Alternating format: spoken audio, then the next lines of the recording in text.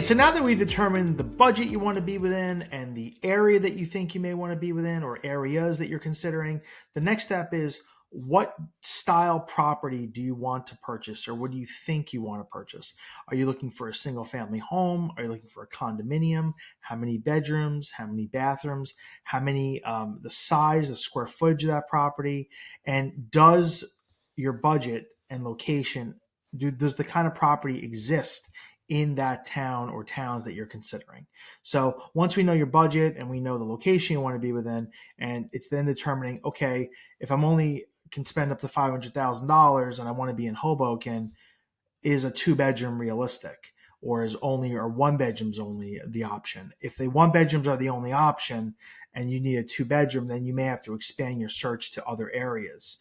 So it's really determining your criteria of what size style you need. Now, you also have to determine, do I want to be in a high rise? Do I want to be in a mid-rise building? I must have a doorman building or an elevator, or I'm not going to consider anything on the first floor, or in a certain, I don't want to be in an older building, say an older brownstone. I only want to be in a modern building that was built in the last 10 or 20 years. So these are all things that you should consider, because then what I could do, or agents on my team can do, is we can then say, okay, based upon this general criteria and based upon your budget, what fits for you in Hoboken are these properties, for example, or what fits for you in Jersey City are these, or West New York are these. So it's really determining then, what does your criteria realistically match what exists in those markets, or do we have to expand the market? I always tell people, like, once you actually start looking at property and getting on the ground, looking at properties, you'll know after the first showing of seeing like 6-7 places, does what exists in the market realistically meet your criteria?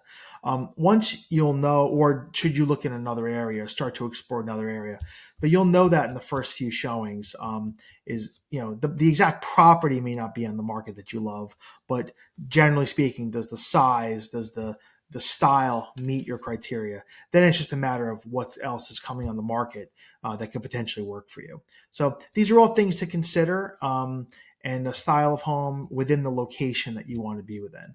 And in the next video, we'll discuss further, the journey of like showings, going out to look at things, and the process of elimination.